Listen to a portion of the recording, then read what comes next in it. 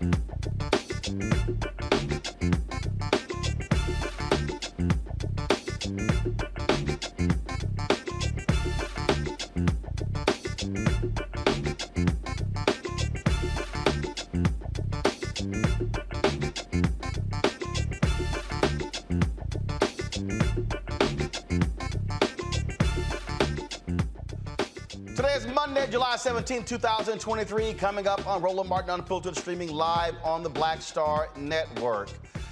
There's a new leader of Rainbow Push Coalition. Reverend Frederick Haynes III yesterday was named to replace Reverend Jesse Jackson Sr., who's not retiring, but he's pivoting. I was in Chicago for the announcement. Also, Vice President Kamala Harris spoke as well. We'll hear from Reverend Jackson, from Reverend Haynes, as well as Vice President Kamala Harris and others about this historic transition. I've been telling y'all what's going to happen if Donald Trump gets back into the Oval Office. The New York Times has a report laying out how they want to greatly expand presidential powers and literally destroy this country. Hashtag we tried to tell you. Tried to tell you, y'all. Also, a shocking move by the Texas A&M University Board of Regents left renowned journalist Kathleen McElroy without a job because of concern about her past work on race and diversity. Today, we'll talk with a Texas state representative working to address the issue. Yeah, Yeah, we'll talk about that, y'all. Of course, more drama there when it comes to race and equity. And also an update on the missing Alabama woman, Carly Russell. She returned home safe and sound after being missing for 2 days. We share the details about her return, that some are asking questions, what happened? Recent studies show that skin cancer is the most common type in the United States, but racial disparities in the outcomes are prevalent. We'll talk to a family medicine specialist about that. It is time to bring the funk. I'm Roland Martin Unfiltered on the Black Star Network. Let's go. He's got it. Whatever the biz, he's on it. Whatever it is, he's got the scoop, the fact, the fine. And when it breaks, he's right on time and it's rolling. Best believe he's knowing. Putting it down from sports to news to politics. With entertainment just for kicks, he's rolling. It's on go, y'all. It's Roland Martin, yeah. Rolling with Roland now. He's funk, he's fresh, he's real, the best, you know he's Roland Martin now.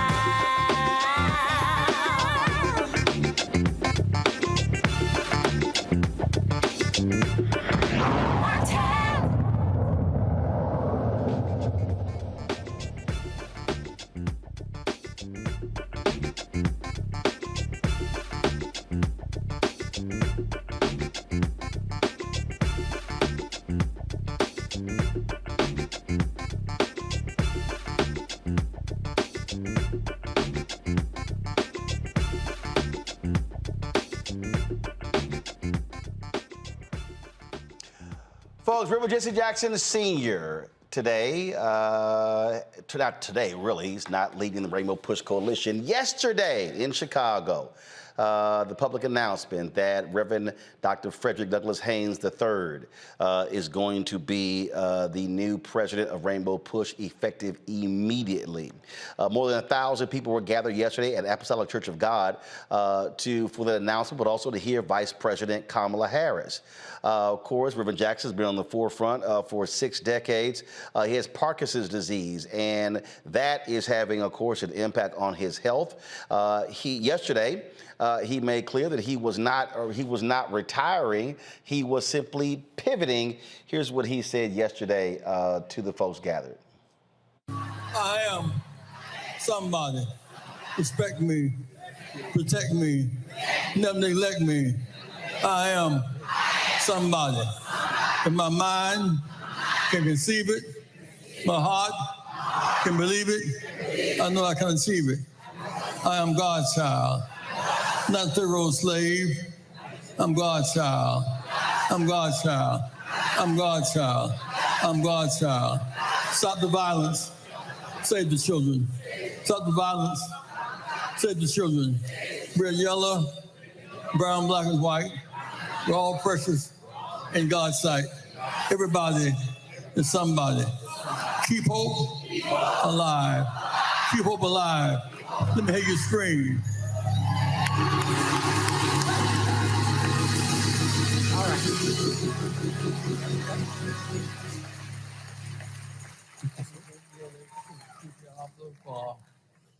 Kind of generous remarks. Please be seated today, if you will.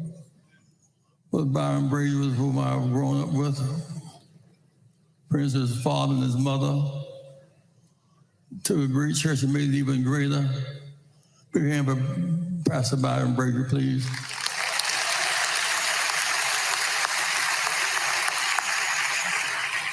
Man who's been on my side for 62 years now since we were both children.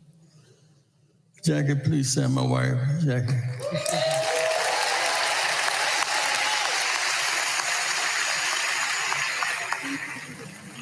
Be right back in just a minute.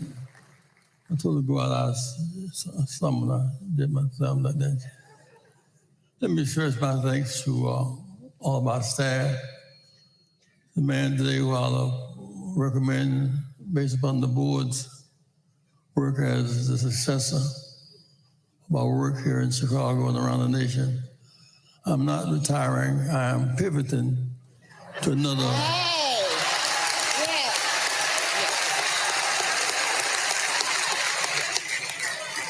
Another platform. I want to teach in the university teach young seminaries and preachers how to fight for social justice. Yes. A bomb fell in Tulsa, Oklahoma, and killed, blew up Black Wall Street, and the ministers there regret it, but don't know how to fight it. Bishop Brazier at TWO told us how to fight. We should carry on the fight tradition of Bishop Brazier. Big hand for Bishop Brazier, please.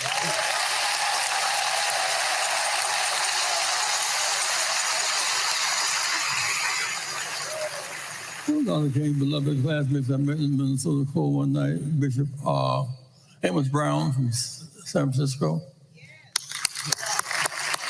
Dr. King's classmate, give it up, give it up. We have a lot to say today and a lot to do.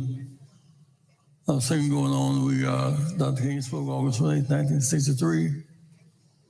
One Black official across the whole South. One Black official say something to Leroy Johnson. One man can make a difference. One person can make a difference. He was the hero of ours. He was the classmate of Dr. King's, citizen of Georgia, and axe hounds and less semantics. Elected not because he was qualified to do anything. We just held the axe handle and said, "Black, he didn't hear, hit him with the axe handle."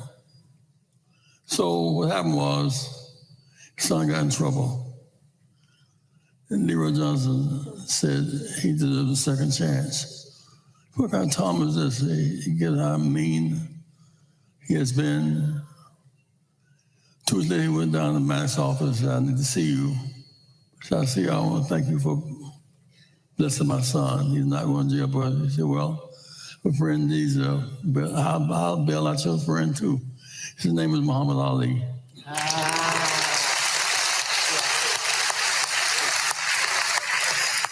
He said, "Well, if I do that, I'll get in trouble with the Klan. You promise?" I got in trouble with a lot of people, and I bailed you out, your son out too. Next day, he said, "Well, I changed my mind.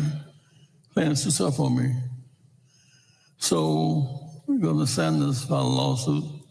He got back in the ring because one man tore the whole Klan. One light in darkness means so much. My light in darkness was Jackie, stand up Jackie again.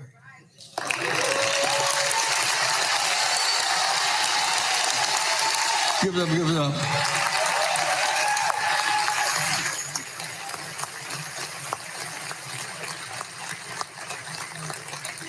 Went to Cuba first, went to Palestine first, Arafat first. He's been a lot of firsts in my life. 62 years, Jackie, thank you so much. About one more time, my wife, y'all.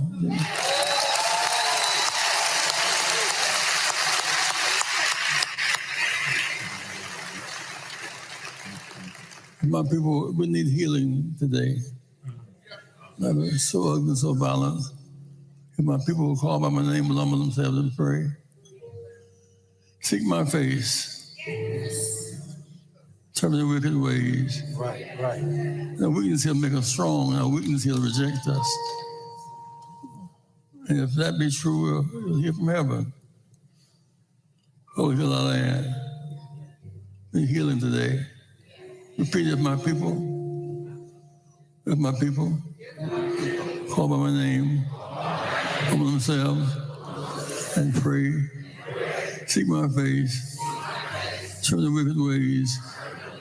God will hear our prayer, heal our land. God bless you, Chicago. The beginning of Rainbow Push's convention, that really kicked it off. And one of the folks who was there to address the attendees, but also to honor Reverend Jackson, is someone who has known him for quite some time. That is Vice President Kamala Harris. He has reinforced that no matter who we are or where we come from, we have so much more in common than what separates us. The point is that if we as a society are to come together, to work together, to fight together in common cause for the freedom, rights, and justice of all people, we must make our communities stronger. We must build a stronger nation. And as a result, we will have a stronger democracy and a stronger world. And it is with this understanding, this vision, to see what can be unburdened by what has been, that Rev has dedicated his life to building that coalition. From Washington, D.C. to California, from the Mississippi Delta to Appalachia, from South Africa to the south side of Chicago. He has and continues to bring together people of all backgrounds, Black Americans, Asian Americans, Latino Americans, farmers, LGBTQ plus Americans, Native Americans, women, labor, union members, people with disabilities, our young leaders, and people around the world. That has been the work of Reverend Jesse Jackson. And early on, just think about it. Early on, he even had the audacity to name this coalition the National Rainbow Coalition. Think about that. He defined the rainbow. He was one of the first to define the rainbow. A coalition to push the values of democracy and liberty and equality and justice, not from the top down, but from the bottom up and the outside in. He has built coalitions that expanded who has a voice and a seat at the table. And in so doing, he has expanded our democracy, the democracy of our nation. And he has done this work his whole life, always understanding that being clear-eyed is so important, and in particular, the importance of living in a way that we understand we must be present if we are to have a future. He has always been clear-eyed about the moment we are in. Think about it, as an 18-year-old, at the height of segregation, Rev brought people together at the Greenville Public Library sit-in. And he continued this work around the country and around the globe, whether it was to expand rights for farm workers and increase wages for care workers, to increase access to capital for small business owners, to make boardrooms on Wall Street reflect the diversity of our nation, or to help end the sin of apartheid, to help secure the relief of hostages and empower entrepreneurs across the United States and the continent of Africa and the world. This is the span of his work. And it is the span of his vision of what an individual can do to move forward our nation and the world. And I will tell you, Rev's work inspired me from a young age to understand the power of the coalition. So I grew up in a neighborhood of hardworking folks, nurses and firefighters and construction workers and teachers in Oakland and Berkeley, California. I was raised by parents who met while they were protesting for civil rights in the 1960s and who would take me to those marches while I was in a stroller. At the earliest stages of my life, I recognized the power of standing in solidarity at a protest or a picket line. And later, I saw the power of Rev's coalition when I was in law school. So when I was in law school, I was back in California after I left Howard, and I drove a Toyota Corolla. It was a fancy car for me. And I had a bumper sticker in the back window, Jesse Jackson for president.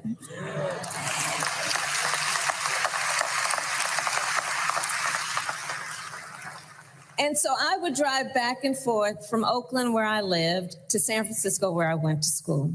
And I would drive across the Bay Bridge, if anybody knows the Bay Area. And I'll tell you, I was so struck and impressed when the first time that I did that drive with that bumper sticker, the number of truck drivers and people in other cars who would honk their horn or throw a thumbs up sign, people of every walk of life. And I was so struck by that coalition that I saw as we were all commuting to and fro, who understood Rev's vision, one in which all people can dream about their future with ambition and aspiration, no matter the color of their skin, the place of their birth, the God they worship, or the people they love. That has always been part of the strength and the brilliance of Rev's work. Those folks, I believe, they were honking and throwing a thumbs up in favor of fighting for freedom and for opportunity. Powered by his vision and the coalition that believed in it, Rev ran for president in 1984 and again in 1988, winning 13 primaries from South Carolina to Alaska. Let us remember that. And something that she made perfectly clear after that was that were it not for Reverend Jackson running, she would be Vice President. Obama also would not have been elected in 2008. Going to a break, we come back, we'll hear from the new president of Rainbow Push, Reverend Frederick Haynes III, also from several others who were there, including Congressman Jonathan Jackson, Reverend Amos Brown, Reverend James Meeks, but also Tennessee Representative Justin Jones. You're watching Roland Martin Unfiltered right here on the Black Star Network, folks. I can tell you right now, it's a whole bunch of people out here who talk about their black-owned media, new black media. They weren't there. And so this is why it's important for you to support us in what we do, because we cover the news that matters to us. Download our Black Star Network app, Apple phone, Android phone, Apple TV, Android TV, Roku, Amazon Fire TV, Xbox One, Samsung Smart TV. You can also join our Bring the Funk fan club. Your dollars make it possible for us to do what we do. And so please do so, folks, by supporting us, by sending your check and money orders to P.O. Box 57196, Washington, D.C., 20037-0196. Cash App, $RM Unfiltered. PayPal is R Martin Unfiltered. Venmo is RM Unfiltered. Zelle, Roland at RolandSMartin.com, Roland at RolandMartinUnfiltered.com. And of course, you can also watch us, folks, on Amazon News. Amazon News.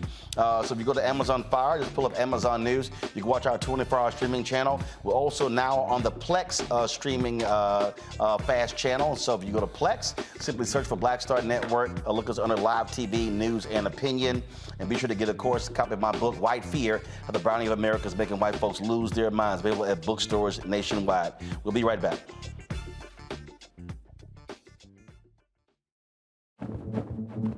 For decades, the tobacco industry has deliberately targeted Black communities and kids with marketing for menthol cigarettes. It's had a devastating impact on Black health. Tobacco use claims 45,000 Black lives every year. It's the #1 cause of preventable death. In the 1950s, less than 10% of Black smokers used menthol cigarettes. Today, it's 85%. Menthol cools and numbs the throat, making it easier for kids to start smoking. Menthol also increases addiction, making it harder for smokers to quit. Menthol cigarettes are a big reason why Black Americans have a harder time quitting smoking and die at higher rates from smoking-related diseases like cancer, heart disease, and stroke. It's time to stop Big Tobacco from profiting off Black lives. An FDA ban on menthol cigarettes will improve Black health, save lives, and protect future generations from addiction. Learn more at tobaccofreekids.org/ban menthol. Black Star Network is here. Oh, no punch! I'm real revolutionary right now. Thank you for being the voice of Black America. All momentum we have now, we have to keep this going. The video looks phenomenal. See, this difference between Black Star Network and Black-owned media and something like CNN. You can't be Black-owned media and be scared. It's time to be smart. Bring your eyeballs home. You dig?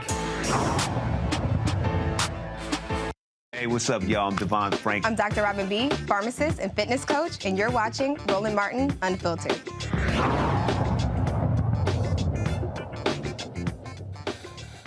So, folks, as a part of yesterday's events was the first time the public heard from Reverend Frederick Douglass Haynes III as the new president of Rainbow Push Coalition. Here's some of his remarks. The Reverend Jesse Lewis Jackson Sr. I stand here on his shoulders because no one with sense would try to stand in his shoes. His shoes are too large. They've taken us so far from the streets of Greenville, South Carolina, to the south side of Chicago, to the road to Damascus, to the cold mountains of Russia, to those who were struggling and suffering in Armenia. He's been right there, speaking truth to power, empowering the powerless. His shoes are quite large. And so, Reverend Jackson, thank you for where your shoes have taken us. Thank you that your shoes have injected in the veins of a people who have suffered from what Frantz Fanon called systemic negation. And yet you dare to tell us that we are somebody. And as you gave us a sense of somebodyness, you also gave us the power to declare, respect me, protect me, never ever neglect me, because I am somebody. I am God's child. Thank you, Reverend Jackson, because your shoes have gone there. Your shoes have taken us there. But not only have your shoes taken us spaces reminding us that we are somebody, but thank you that in 1984 and 1988, you dared to have a nation that had too much death dealing, a nation that had so many of us in despair because of the pushback against the progress of the civil rights movement. And yet you took the baton of freedom fighting from the hand of the drum major for justice, Martin Luther King Jr., and you dared to say to a nation, go ahead and keep hope alive. And so because of you, hope has been kept alive. We thank you, Reverend Jackson, because you have brilliantly continued the prophetic tradition of reuniting in holy wedlock Jesus and justice. He recognized, Reverend Jackson does, that our Jesus was born homeless in Bethlehem. Our Jesus had to deal with a death sentence of genocide through public policy. Our Jesus found himself going from Bethlehem to the hood in Nazareth, where he was able to hide there in North Africa. Our Jesus found himself then growing up in Nazareth that was so hood that somebody said, can any good thing come out of Nazareth? And if NWA was rapping in the days of Jesus, they would have dropped an album entitled Straight Out of Nazareth. Our Jesus gave free health care to those with pre-existing conditions. Our Jesus took a 2-piece and 5 biscuits and gave food to those who were food insecure. Our Jesus led a march on Washington. We like to call it a Palm Sunday processional. No, it was a march. It was a demonstration against the Roman occupation and oppression. And our Jesus, when the crowd told the kids to chill out and quit making noise, Jesus said, no, the only way to get attention of the power structure is to make some noise. And Jesus made noise until he was lynched on a cross on Calvary. And when he got lynched on a cross on Calvary, the good news is, y'all know I'm a Baptist preacher, Dr. Brazier, so I got to go there early Sunday morning. God raised him from the dead, and the brilliant theologian Jürgen Moltmann says that the resurrection is a protest symbol. So every time we celebrate the resurrection of Jesus, it's a symbol of protest. And what Reverend Jackson did was say, faith without works is dead. It's not enough to shout in church on Sunday. You've got to hit the streets during the week. You've got to speak truth to power in the corporate suites. Thank you, Reverend Jackson, for reuniting Jesus with justice. But not only that, thank you so much, Reverend Jackson, because we find ourselves sadly in a day where the courts are doing everything in their power to remind us that everything legal ain't necessarily just. Yes, what has been passed by the Supreme Court is now law. It is legal, but we all know that everything that's been legal has not been just. Slavery was legal, but God knows it wasn't just. Jim and Jane Crow apartheid was legal, but God knows it was not just. Banning affirmative action may be legal, but God knows it is not just. But I'm glad I'm standing on the shoulders of a Jesse Jackson who says when they ban affirmative action, we've still got action that is affirmative. Our action that is affirmative can push this administration to expand a Supreme Court that is not normal. Yes, we have our own affirmative action, and that is we can register and vote, mobilize our vote, get out the vote, and then turn them out. In the name of Parliament Funkadelic, we're going to turn this mother out because we've got action that is affirmative, even though you tried to ban affirmative action. Yes, I'm simply trying to say thank you, Reverend Jackson. You've shown us how to do it. I guess I'll quit with this, and that is all of us know. And if you don't know, now you know that Reverend Jesse Jackson in 1988 saw during the Democratic primary that there was something unjust about the fact that he had received these votes but was not receiving representation. What did Reverend Jackson do? He changed the rules. I'm about to shout you. He changed the rules. Reverend Jackson changed the rules in 88. And because he changed the rules in 88, in 08, Barack Obama won the Democratic nomination. Y'all missed your shout. I got to help you one more time. Because he changed the rules in 88, he opened up a door of possibilities in 2008. If we are going to honor the legacy of Jesse Jackson, stand on his shoulders, y'all. It's rule changing time. It's time to change the rules until justice rolls down like waters and righteousness like an ever-flowing stream. It's rule-changing time. We've got to change the rules until structures and systems of injustice are brought down. It's rule-changing time, because if we change the rules, we will get rid of economic exploitation. And as Reverend Jackson would often say, we won't get charity because we'll already have parity. Preach, Jesse Jackson. We're about to change these rules, because when we change the rules, we in a real sense will recognize if you're going to ban books but not ban AK-47s, then we need to change the rules. It's rule-changing time. It's rule-changing time. And so Rainbow Push, it's about to go down like 4 flat tires, because we are standing not in the shoes of Jesse Jackson, but on the shoulders of Jesse Jackson. That means we should be able to see further.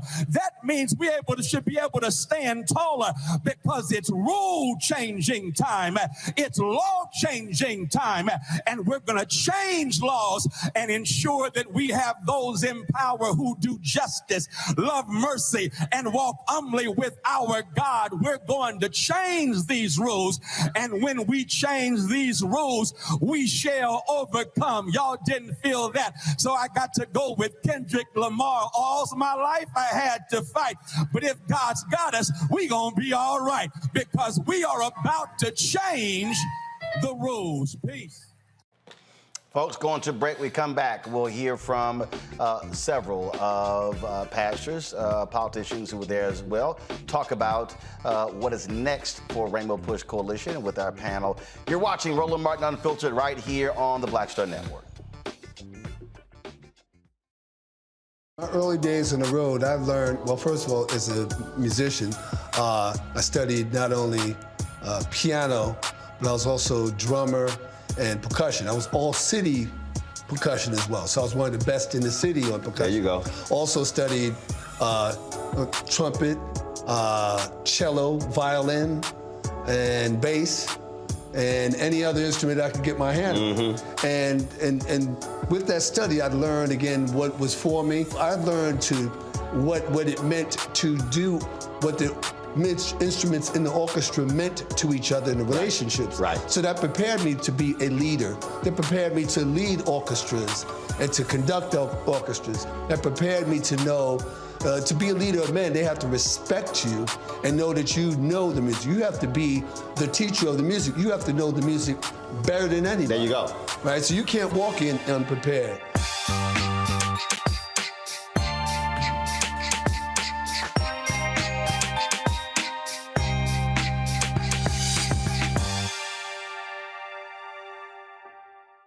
Hatred on the streets, a horrific scene, a white nationalist rally that descended into deadly violence.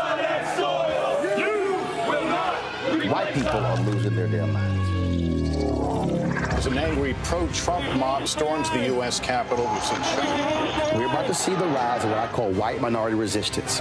We have seen white folks in this country who simply cannot tolerate black folks voting. I think what we're seeing is the inevitable result of violent denial. This is part of American history. Every time that people of color have made progress, whether real or symbolic, there has been what Carol Anderson at Emory University calls white rage as a backlash. This is the rise of the Proud Boys and the Boogaloo Boys. America, there's going to be more of this. Here's all the Proud Boys, Dave. This country is getting increasingly racist in its behaviors and its attitudes because of the fear of white people. The fear that they're taking our jobs, they're taking our resources, they're taking our women. This is white fear.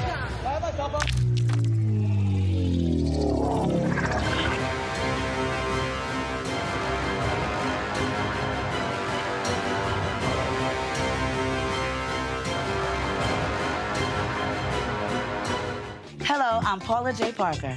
Truly proud on the Proud Family. I am Tommy Davidson. I play Oscar on Proud Family, Louder and Proud. Hi, I'm Jo Marie Payton, voice of Sugar Mama on Disney's Louder and Prouder, Disney Plus. And I'm with Roland Martin on Unfiltered. Folks, again, this is a huge transition that takes place. One of the folks you heard Reverend Jackson mention was Reverend Amos Brown out of San Francisco, who is the spiritual mentor of Reverend Haynes, also the pastor of Vice President Kamala Harris.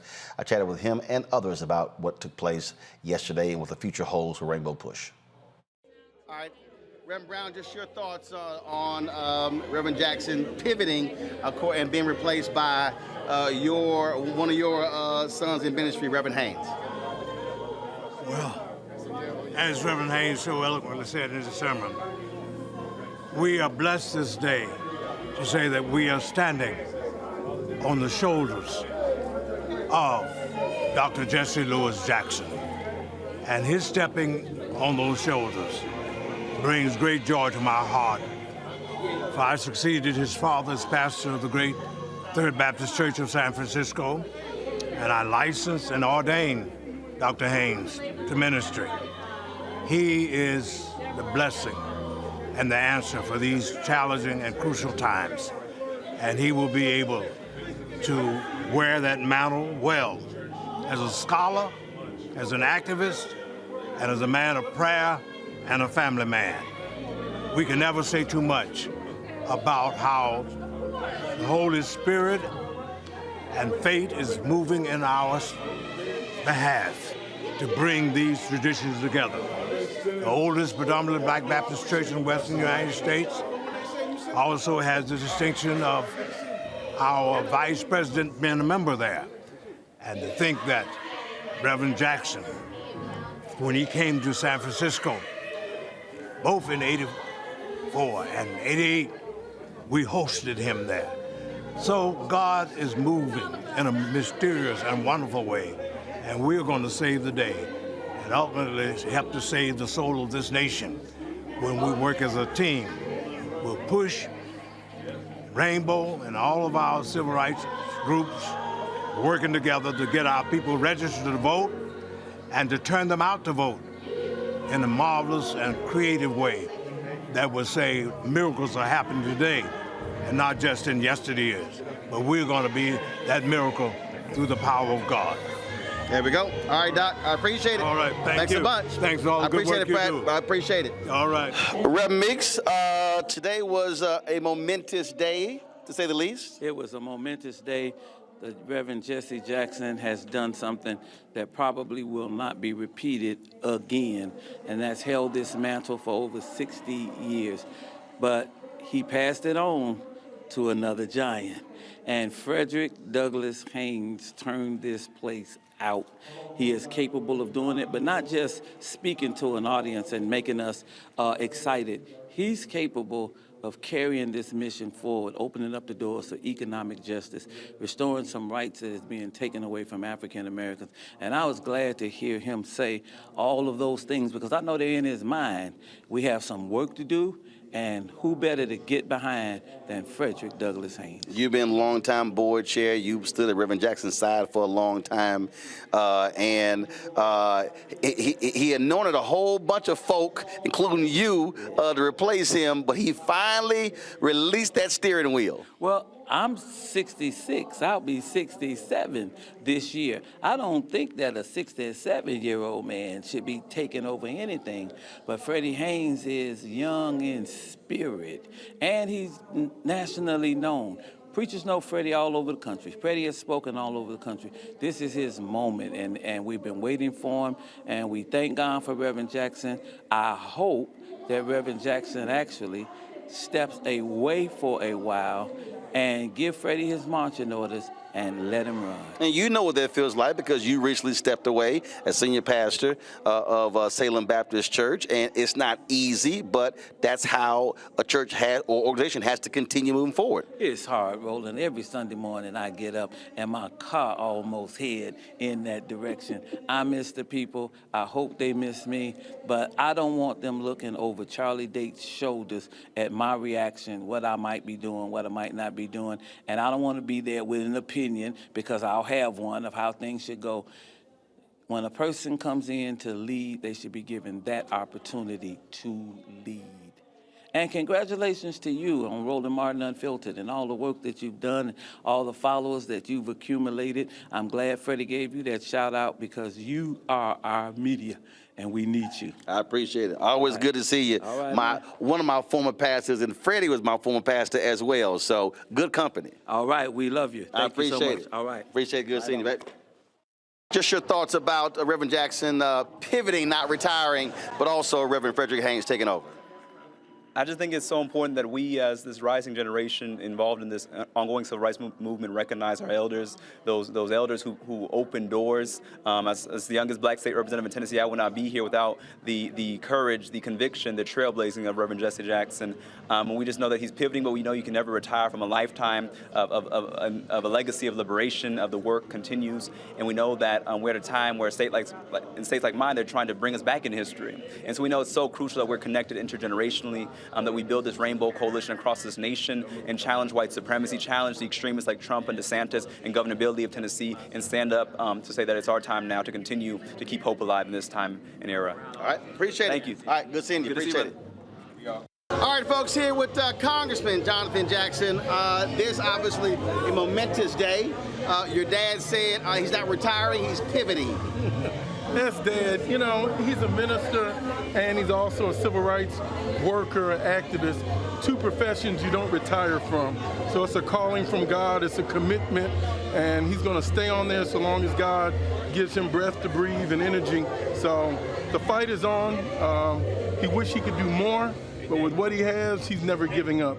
And he's been a long-distance runner since 1961, since he was arrested for going to an all-whites high school, that something was ignited in his soul from the church about human dignity. and he's always upheld those virtues to make America better. And so I'm so proud of him. One of the things that is important, and I talk about this all the time, is transitions are important. And I believe one of the greatest failures in many of our churches and organizations is that we build things, but we don't prepare them for the next generation. And so talk about why the transition, why that is so important to tap the next leader, the next generation. Well, I would also add to that, the attacks on us are ferocious and they are relentless. And so many organizations try to. It's very difficult. The attacks on our citizenship are unprecedented, and they don't stop after every consecutive generation. Here we have a Supreme Court on June 29th of 2023 that cited the 14th Amendment and its race consciousness on having equal protection under the law for all citizens. They went back to 1868. Here we've had in attendance today Vice President Kamala Harris, who has now 31 times had to cast a deciding vote as her role as the President of the United States Senate. That hasn't been done since 1822. I mean, almost 190 years ago. We're living in unprecedented times. And they attacked Harvard University, founded in 1636, and the University of North Carolina, founded in 1789. It is hard to sustain these organizations. But the hope that we have to have is it's those beneficiaries, mostly in large part our community that's in business, that have finished school, that have military careers. This is our class of people that has to be engaged in the fight for social justice. They're attacking the head of our community. Those that are calling themselves middle class that don't want to be poor, the attack is on. Affirmative action in Gorsuch's dependent will not be narrowly defined. He wants race consciousness in employment and contracts, university hiring across the board eliminated. Who does that affect? That's us, but also white women. And we need them to stand up. Yes, sir. 100%. They've been the greatest beneficiary, no doubt. Right. Always good to see you, man. Great to see you, and I thank you for coming out. Thank Appreciate you for your friendship and your support, and love your journalism. I watch you all the time. All right, folks, in the next hour, we're going to hear from Reverend Frederick Haynes III, my interview with him. Let's go to our panel right now. Dr. Julianne Malveaux, Dean of College of Ethnic Studies out of Los Angeles. She was there yesterday on the Rainbow Push board, so she knows all of this well, and she can give us some insight into why Pastor Haynes was chosen. Randy Bryant, she, of course, is the DEI disruptor, out here making all her corporate people all upset. Makongo Dabinga, professorial lecturer, School of International Service, American University. Glad to have all three of you here. So, Julianne, again, you've seen this from the inside. Why is Haynes the best choice to lead Rainbow Push today? Roland, literally right next door, I'm here at the University of Chicago, where we're having a sports and education banquet in about an hour. And right next door, folks are meeting, and Freddie is in the room, Reverend Haynes is in the room, talking about next steps. The fact is that not only is Reverend Haynes, who is a homeboy, Amos Brown, Reverend Brown, you had on, that was, San Francisco Third Baptist Church, and I'm a native San Franciscan. Reverend Brown has been all that. Freddie's dad was all that. And Freddie, of course, is all that. He's not just an excellent and outstanding orator, but he has connections to churches all over the country. And that's what is really important. Next door, Gigi Dixon from Wells Fargo is sitting, not Wells Fargo, I'm sorry, I got the bank wrong, Wachovia, is sitting with our team talking about how we pivot from this moment of transition to the organization building. Reverend Haynes is more than capable of doing that work. I mean, and he has the unanimous support of the board. There are 4 boards. I'm the president of Push Excel, which is an education arm, but we also have Citizens Education Fund. We have People United that Yusuf Jackson leads. And so we literally, the board is unanimous. There was not even, when Freddie's name came up, there wasn't even a question. That was like it. He really can do the work. He's got the energy, the enthusiasm, but even more than that, the passion for social and economic justice, which is what we're all really talking about. Reverend Jackson has served his whole life, really, since he was 18 years old, trying to go to that library where they wouldn't let him in. But he served more than 5 decades, and that's what people are talking about now. What's next? Freddie had the metaphor right. Is not stepping into his shoes, is standing on his shoulders, standing proud with Reverend Jackson. And so, the inside poop is there's no poop. Everybody's excited about what's going to happen next. And we're all really dedicated to basically the challenge is going to be, of course, Reverend Jackson is larger than life. And all too often, too many of us have let him lead. And not, he's intimidating, of course, in a good way, but you don't necessarily have an opinion. Well, I do. But a lot of folks just keep themselves quiet. Now we've got to be a team. We've got to come together. We've got to surround Reverend Haynes. We've got to support him, and we got to move to the next level. It's not just about scholarships. It's also about program, and it's about justice. Congo, when we talk about, again, organizations, I've long said whether it's black media institutions, HBCUs, black organizations, you have to have proper transitions so you don't waste all of that building that took place over 2, 3, 4, 5, 6 decades.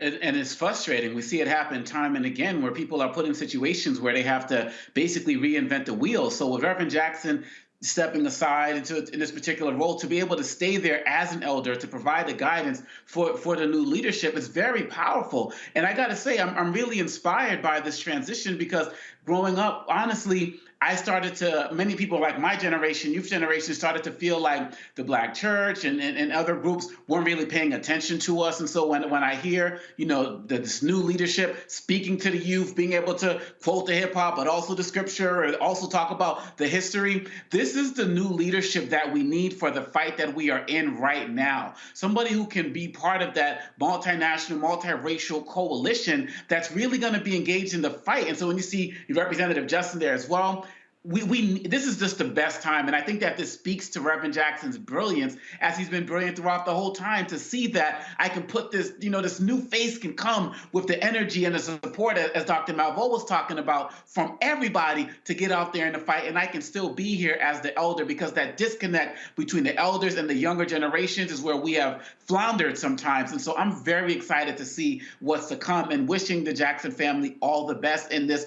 new role that he's stepping into.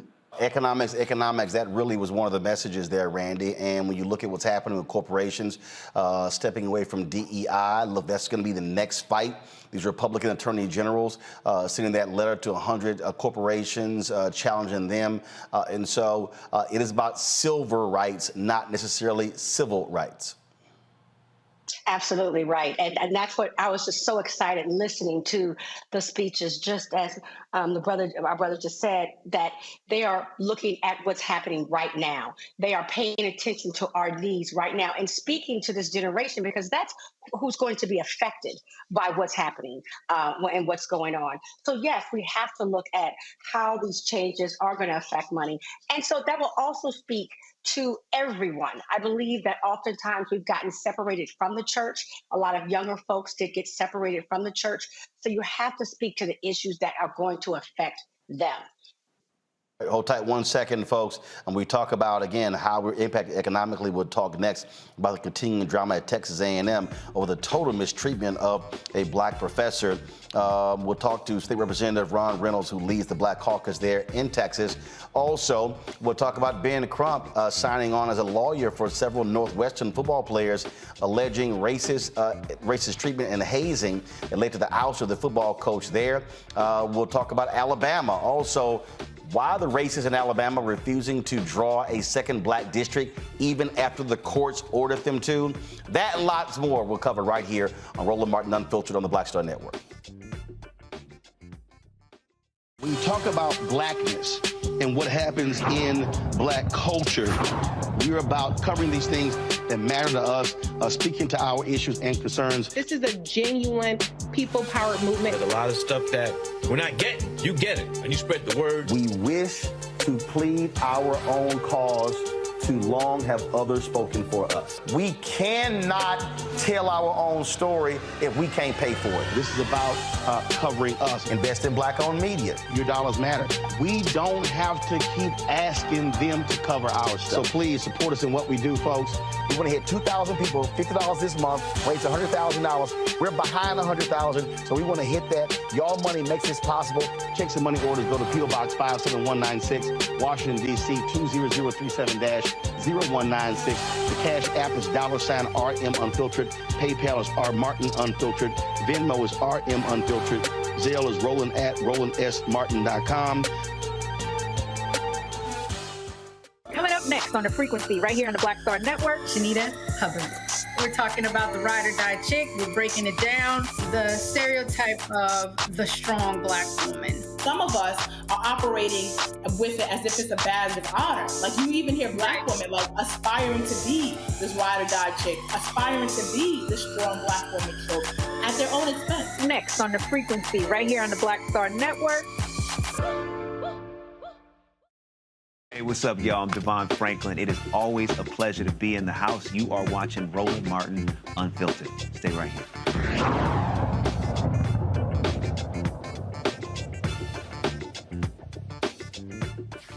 It's been more than a week since Texas A&M reneged on an offer to Kathleen McElroy, distinguished professor of journalism, a graduate of the university as well. It has led to a lot of outrage among black former students and others as well who are not black. Of course, I called on football players not to sign with Texas A&M as part of this until the Board of Regents apologizes to her, until they put the original deal back on the table. Black state legislators have also not been happy with what has taken place. Ron Reynolds, he's the chair of the Texas Black Caucus, state representative there in Houston. Representative Reynolds, glad to have you here.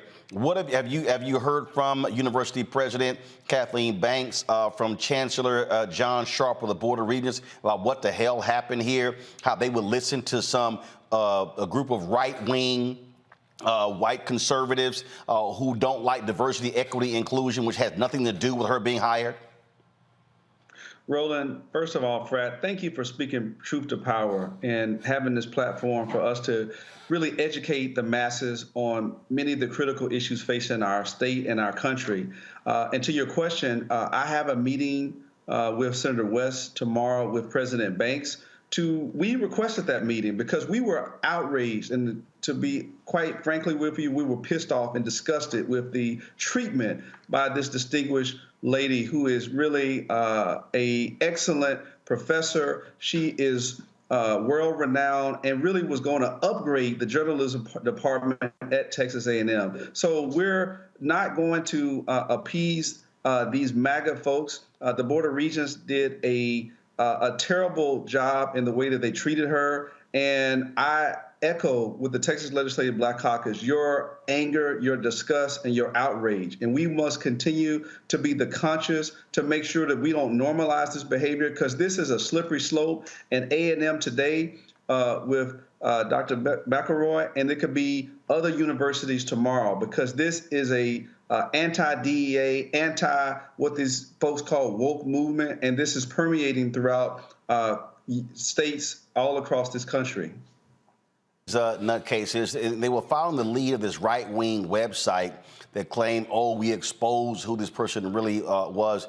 You're talking about you were upset with the kind of stories that she covered because she has advocated for diversity in media, which is needed. Now, here's what's also hilarious. These same clueless Aggies, the reason they want the journalism department to return, because they felt that if there were more Aggie journalists, A&M would be getting better coverage in news media. I know that because they were saying that stuff when I was there, and when the department left. Well, these yahoos don't understand when you screw over frankly, what I would say the top pick in the entire state. Who the hell would want to come there when you have fools like this impacting who the university hire? Absolutely. These were some right-wing white supremacists. I'm just going to call it what it is. That's what they promulgated. There was no merit to the arguments that they made. Diversity is our strength. And this professor wasn't some militant Black Panther Party activist. You know, I mean, she wasn't that. Even if she was very qualified, but that's not who she was. She spoke and covered certain issues that were factually relevant. There are many disparities. So are you saying that anybody who covered disparities shouldn't be hired?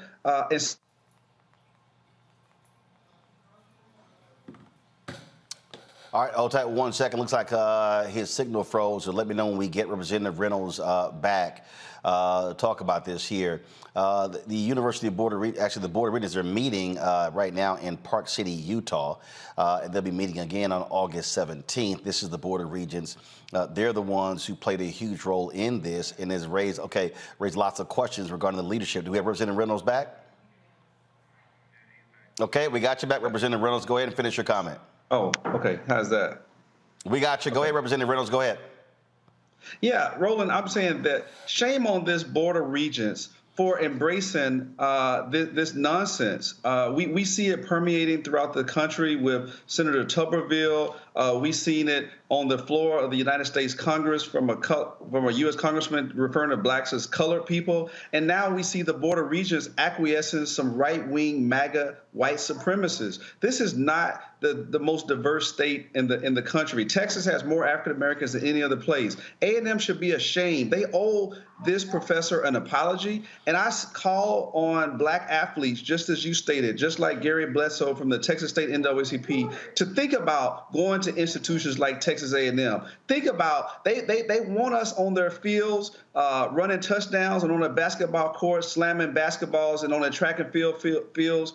They want us there for titles and championships. But if they can't respect us in the classroom and in the boardroom, then they don't need to respect us on the football field. So I'm outraged, and I think that now is the time. This is a clarion call, and I think it's time for parents to think about where they want to send their kids to school. And A&M, until they do right by this professor, then we need to send them a loud statement that not on our watch will we allow them to go backwards. We're going forwards. We're not going back. We stand on the shoulders of those who came before us to end Jim Crow racial discrimination, and this is modern day racial discrimination. Well, and again, the point there when you talk about look, I keep saying they love DEI on Saturday afternoons. They got no problem when you're trying to recruit black athletes. And what I keep saying is this is a woman who is a graduate of the university. And when you screw her, what you're saying is to black former students, oh, we want you to come here, provide your talents, but then when you go away and excel in your profession, you're not welcome back on this campus. That's what that was, and what President Kathleen Banks needs to do, what Chancellor John Sharp needs to do, and this Board of Regents needs to do. They need to answer to all of the black folks in Texas who are taxpayers. I still own my home in Texas. My family is still there. Our money goes to that institution. Why did they allow a small cabal of right-wing white conservatives to dictate the actions? And the other piece is, if you're the Board of Regents, why in the hell are you so involved in a position that's so far down? We're not talking about an executive member of the university cabinet. We're not talking about somebody who was for the dean of the College of Liberal Arts. We're not talking about, first of all, there was going to be no journalism department. She's there to rebuild it. So why are they that involved in such a minute personnel move? That shows to me that's also a problem with the Board of Regents. And Roland, you're exactly right. And those are the questions that I intend to pose tomorrow to President Banks. I'm going to ask that question unequivocally, and I want answers. There needs to be accountability. What happened to Kathleen is it's not only an embarrassment to you and other alums, but this is an affront to black Texans and professionals. This shows what our fears were when they passed this anti-DEI legislation in Senate Bill 17, this anti-tenure bill from, quote, keeping woke professors out of colleges and universities in Senate Bill 18. This is exactly what we thought. So this is not an unintended consequence. This is the way that it was designed. And we need to push back. We need to demand that there is change and accountability from President Banks, from Chancellor Sharp, and from the Board of Regents. This is a public university. This is not some private school. Even if it was, that wouldn't be acceptable. But our tax dollars are helping supplement this, not only from the state level, from the federal level. I believe you were right in your earlier call for the Justice Department and the Secretary of Education to intervene. And I'm asking the Congressional Black Caucus to look at this matter so that we can collaborate with the Texas Legislative Black Caucus and the Texas State NAACP. And I hope that other people of good conscience will join us from LULAC and MALDEF and other organizations in the Urban League to say, hey, not on our watch will we allow this to happen to this sister, because if it happens to her today, it could be any of us tomorrow. Indeed. State Representative Ron Reynolds, certainly let us know how that meeting goes tomorrow with the president of Texas A&M, Kathleen Banks. I will. Thank you, Roland. Appreciate it, Brad. Programming note, folks, tomorrow at 9 p.m. Eastern, 8 p.m. Central, I'll be participating in the virtual town hall that will be streaming on the Black Star Network with the Black Former Students Network at Texas A&M. I'll be joined by a couple of folks, Erica Davis-Rouse, class of 95. She's going to be moderating it. Tashara Parks, who is a journalist at WFAA in Dallas. She is going to be on the panel with me as well. And so, again, that's going to be tomorrow at 9 p.m. Eastern. Randy, I want to go with you. This is a thing that I need everybody to understand. And I had some fools on my Instagram page, one person in particular, who had the audacity to tell me, why are you putting this on the young athletes? You know, this might be their only opportunity. First of all, clearly this woman couldn't read. If you are a 4- or 5-star athlete, trust me, you're not just being recruited by Texas A&M. We know as a fact, when the football players at the University of Missouri, when they threatened to walk, the president got fired, other folks got ran out, applications to the school dropped, donations dropped, and Missouri had a huge problem. We just saw what happened in Northwestern, where the players alleged hazing and racism. They fired longtime successful head coach Pat Fitzgerald.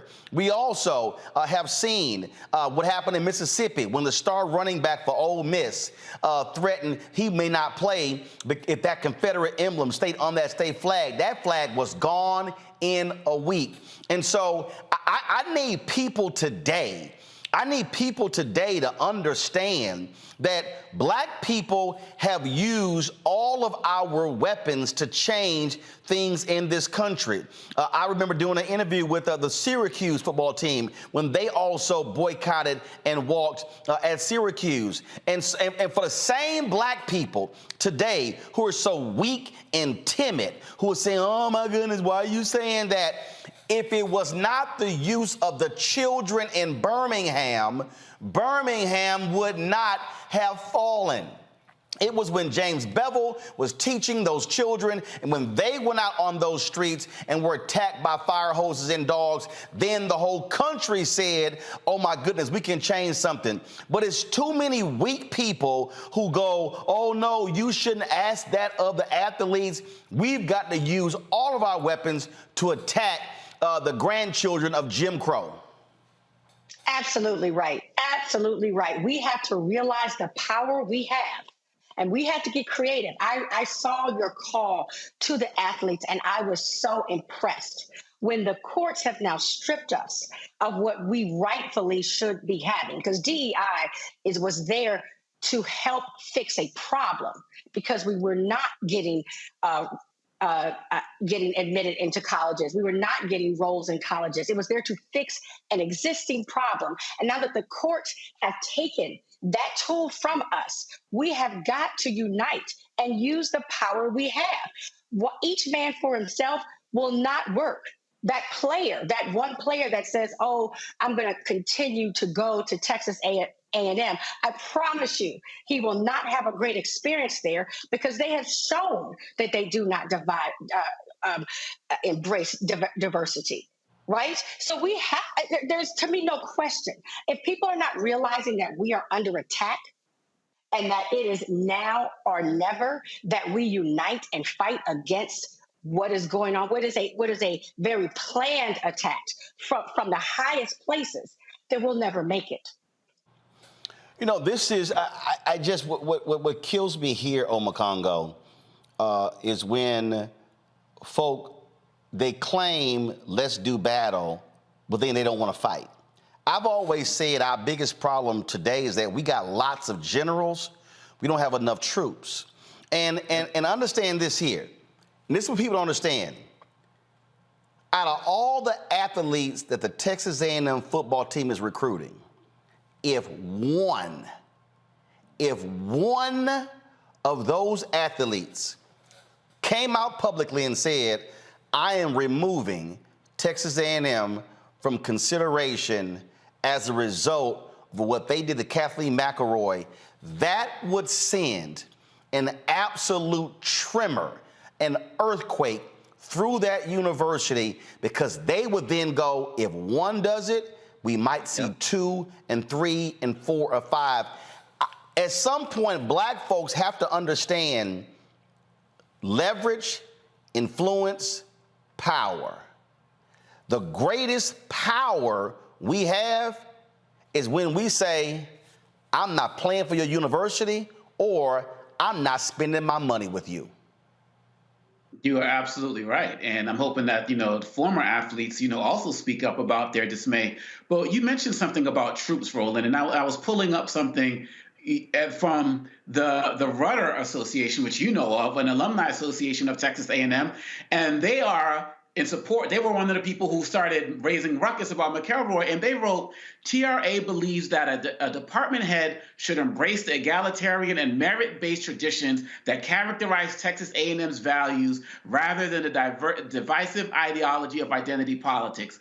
That shows right there, Roland, that they got their soldiers in line. They got people ready to march. Yeah, you got the big heads, the Abbotts, and different people who are changing legislation and the like, but they have their people on the ground ready to roll. And I guarantee you, that if every single day we actually listen to what you're saying and the representative was saying, that school will fold. But the reason why they can go forward with this is because they feel like enough of us are not going to speak up. And lastly, I would just say that this is indicative of what's happening across the country that Randy knows about, Dr. Monvo knows about, and you've been talking about this every week, Roland, for professors at Florida, professors in Oklahoma, people who do this work in DEI, going to universities thinking they got something lined up, and they get there and they don't even have their job lined up because they can't say diversity anymore. They can't talk about LGBTQ anymore. This is real. And this is the largest representative of it in terms of our physical, in terms of name recognition. But this is happening all across the country. And what we do with this situation is going to be decisive and can be a case study for what we should be doing across the country.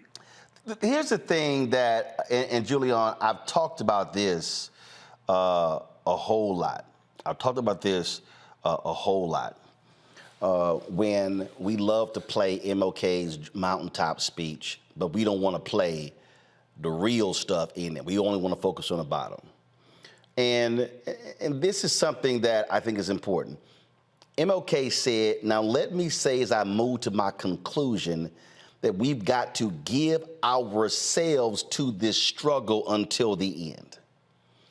First, what that means is you can't say, hey man, y'all fight the good fight, but I'm busy.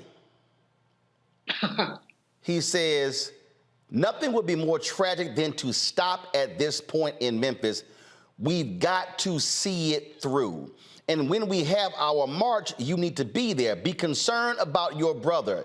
You may not be on strike, but either we go up together or we go down together.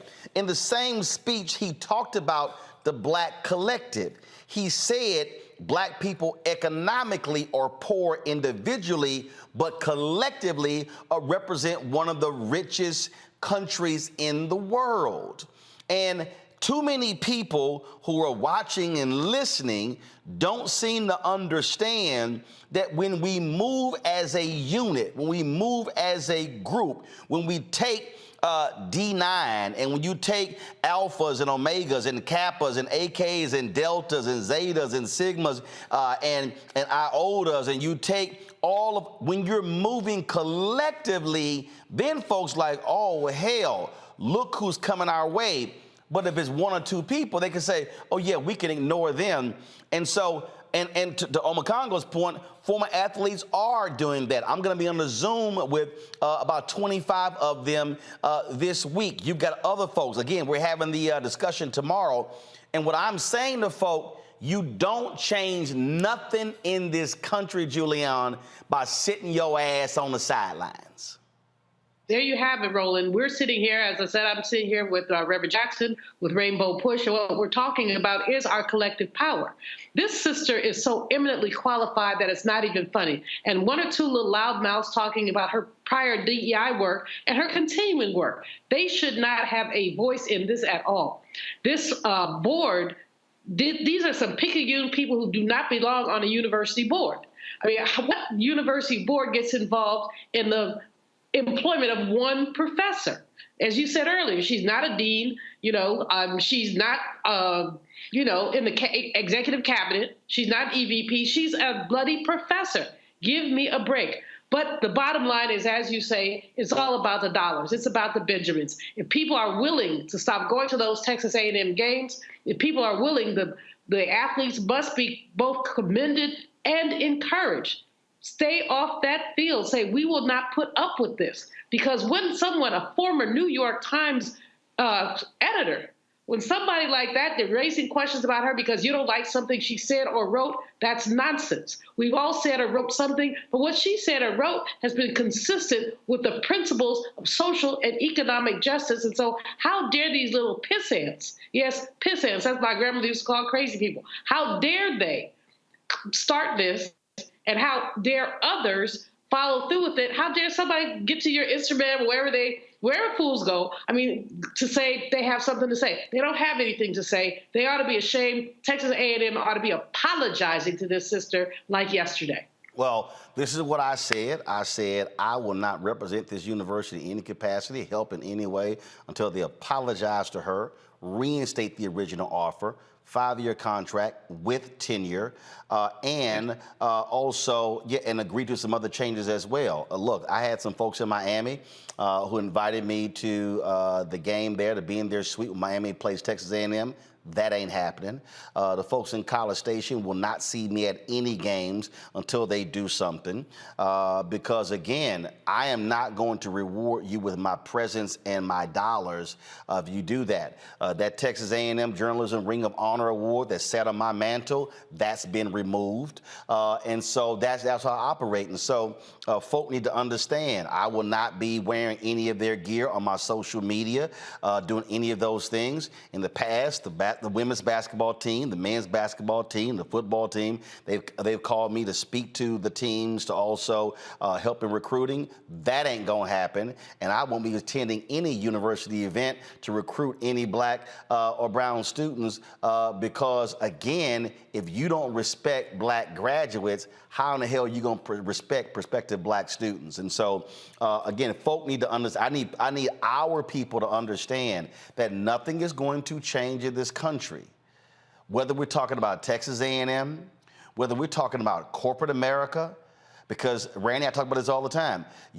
If you got these black board members sitting their asses on these corporations, pulling down their stock options and pulling down their money, and nothing is changing when it comes to contracts, when it comes to senior leadership and junior leadership, well, all they're doing is just getting off, by themselves. And so that's the whole piece. We as African Americans, we do not have the luxury in any of these spaces to somehow think we can just roll by ourselves and everything else will take care for itself, because the reality is you didn't get where you are because somebody else didn't fight. And that's the piece. That was a generation that fought for folk like me to be able to go to Texas A&M, and I'll be damned if I'm gonna be silent by some crazy, deranged, right-wing white conservatives who want to control the university with their our Aggie way. Well, guess what? See, y'all could do that when it was all white. Well, guess what? You ain't all white now. You don't get to decide what the Aggie way is. Black folks also get to decide that as well, and so that's why I will be speaking out. Got to go to break. We come back. We're going to talk about politics. White folks in Alabama ordered by the federal courts to draw another black district. They refuse to do so. North Carolina, Republicans now control both houses of the legislature, veto majority proof. What's the first thing they're doing after that white Democrat, that white female flipped the Republicans? They want to change all the voting laws in the state. Oh, by the way, they can do that now, too, because Republicans now control the state Supreme Court that previously stopped them from targeting black people. Plus, we'll hear from Reverend Frederick Haynes III, the new president of Rainbow Push Coalition. All that in the second hour of Roland Martin Unfiltered on the Black Star Network. Download the app, Apple phone, Apple TV, Android TV, Roku, Amazon Fire TV, Xbox One, Samsung Smart TV. Join our Brina Funk fan club. Your dollars make it possible for us to cover the news across this country. Send check and money orders to P.O. Box 57196, Washington, D.C. 20037-0196. Cash App, $RM Unfiltered. PayPal, R Martin Unfiltered. Venmo is RM Unfiltered. Zelle, Roland at RolandSMartin.com. Roland at RolandMartinUnfiltered.com. We'll be right back.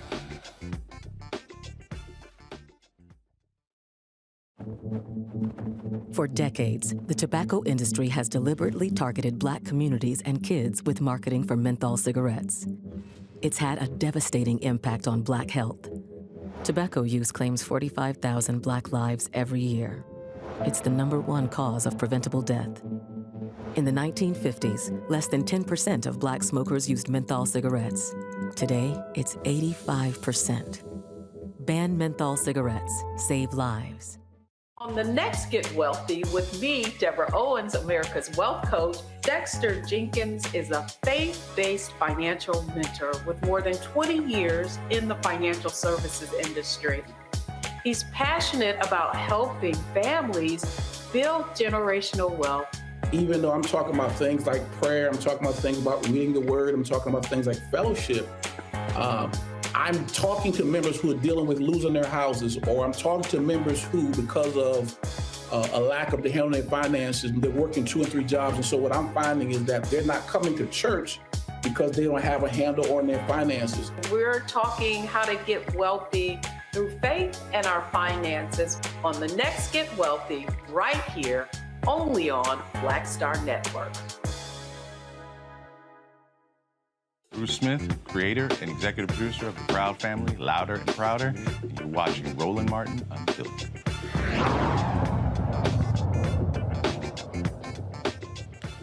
So a federal court told Republicans in Alabama redraw congressional lines for a second black district. Well, Alabama committee did so. Oh, they redrew the lines, but created no black district. They have until Friday to actually approve this. Now, remember, the Supreme Court ruled affirming an Alabama affirming the lower court decision.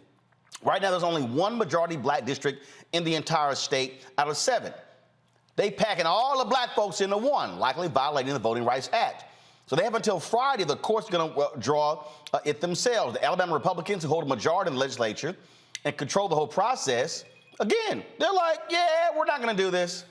We don't really care. It doesn't matter at all. We don't care at all. And so, again, you have black residents comprising 50.5% of the population. GOP's like, yeah, we don't really care about that. They can do whatever they want. This right here, Amakongo, again, is a perfect example of trying to get people to understand power. And what they're doing here is, their deal is, and they've already tried to change their argument in filing the appeal, hoping that's going to get the Supreme Court's attention. They are hell-bent. One, they say, first of all, they don't want more than 1 Democrat, because Congresswoman Terry Sewell is the only Democrat in Alabama's congressional district. And they damn sure don't want a second black person who's also going to be a Democrat. That's what they're trying to stop, which is the exact same thing that has happened in other states. You know, it's like every last 3 or 4 elections, we've said, like, this is the most important election of our lifetime. And it's been true every time that we said it.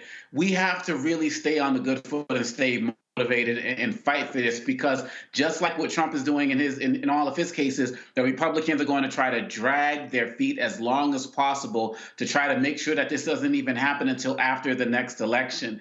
And the Republicans talk about, they did this great thing in getting control of the House again. They got control of the House by redistricting. And what they did in Florida, what they did in New York and other places, it wasn't this just ingenious thing that they did. It was deceitful, it was power grabbing, and they are power hungry. we have a very strong chance of getting control of the House again if what happens in Alabama actually happens and what happens in Louisiana actually happens. We can't let up. And sometimes we just see a ruling and we see, oh my gosh, the court sided with us, and we just drop the ball and we're just like, oh, we're all good. We can never leave it up to these Republicans to police themselves. If we don't stay active, if we don't keep speaking up, and networks and platforms like this don't keep doing this, they're going to continually drag their feet, and we're not going to have this next seat before the next election. I don't know what the Supreme Court would do in terms of how they're really going to enforce it. Yeah, they can just say, yeah, we'll draw this or draw that. But again, at the end of the day, it's still that 6-3 majority court that we have, though we're grateful for the decision. I don't trust them on the enforcement, so we got to stay lighting the fire. Well, in fact, we saw that last year. The courts actually, they say, oh, that wasn't enough time to implement the new maps before the midterms, Julian, when actually it was. They said the same thing in Alabama and Louisiana, which was totally BS. Well, guess what? It's enough damn time now because the election not until 2024. There's enough time, but there's no will. I mean, they refuse to obey the law. They refuse to obey the courts. They say, we're going to do whatever we want to do, and you can't do anything about it. And this is why it's so very important for us to keep our feet on the gas. It's so very important for Alabama Black folk, Democrats and Republicans. And Black Republicans have a say in this, too. There are not that many of them, but there are some, and they need to be active around this. It is utterly absurd that the court would say, this is what you're supposed to do, and they basically give the court the finger. Imagine that we were able to do that with some of the cases that we don't like. Imagine that Harvard said, oh, well, I don't like what you said about affirmative action, so we're just going to keep doing affirmative action. Or that University of North Carolina said the same thing. What if that were to take place? If that were to take place, people would be up under the jail. But these people have the caucasity to defy the court, and we ought to have basically the strength and the power to make sure these people behave like they're supposed to. Randy, we're seeing this, Randy, not just in Alabama, now in North Carolina. So check this out. Right. What they are now doing, they're proposing significant changes to the state's election laws that could result in chaos and suppress the voting rights of many citizens, especially Black people. The Republican-controlled legislature has proposed 3 bills that will significantly affect when and how people can vote. Senate Bill 749 would overhaul state and local election boards, appointing an 8-person state board of elections divided equally between the 2 parties, and cutting county boards to 4 members. The bill, which eliminates the governor's role in appointments, has sparked fears of deadlocked boards, leaving it unclear who will be responsible for certifying election results and completing other critical tasks. House Bill 772, which was recently passed, allows poll watchers to move around polling sites, listen to and record many activities inside the polling site, and take videos or photos of tabulation equipment. The bills also include provisions that mandate 2-factor authentication for absentee ballots and require absentee ballots to reach election officials by election day. Experts say the new election bills would add more uncertainty to a system already facing significant changes, such as implementing new voter ID laws. Now, why is all of this happening, Randy? Because Barack Obama won North Carolina in 2008. Now, exactly. you might say, wait a minute, hold on, that was 15 years ago. Literally, North Carolina used to have some of the lowest voter turnout. 2008, Black turnout went through the roof. Obama wins the state by 14,100 votes. And ever since then, the Republicans have had a laser-like targeting of Black people. A federal court even ruled that it was a laser-like targeting of Black voters. And this is all about suppressing Black voter turnout in North Carolina. Right. What people need to realize is that this is strategery. Strategery mixed with caucasity. And they are planning now how they're going to win this election. And when Black people are involved and we vote and we are aware of what's happening, we win elections. And so they are doing everything in their power to cut us off at our knees. So we cannot show up at the polls. We saw before when they were making it where you couldn't even get water to voters. They make our districts so far apart so people can't get there. Even with some of these laws you're talking about in North Carolina, they don't want the mail-in voting. Whatever they can do to suppress us, they're trying to do. They're cheating early. So we have to stay awake. We have to be woke and pay attention and fight against all these tactics they're doing because they can't win fairly. So we see what they're trying to do. Indeed. So people just need to understand, and all y'all folks, and let me be real clear, all y'all folks, I hear y'all. Y'all talk a whole bunch of crap. Biden ain't this, Harris ain't this, Democrats ain't this, and they ain't doing this, they ain't doing that. Let me be perfectly clear, okay? Because I'm really tired of people sitting there saying that ain't our party. The #1 voting constituency for Democrats are African American women. #2 are black men. So maybe what folks should be doing is making far more demands. Now let me walk y'all through that.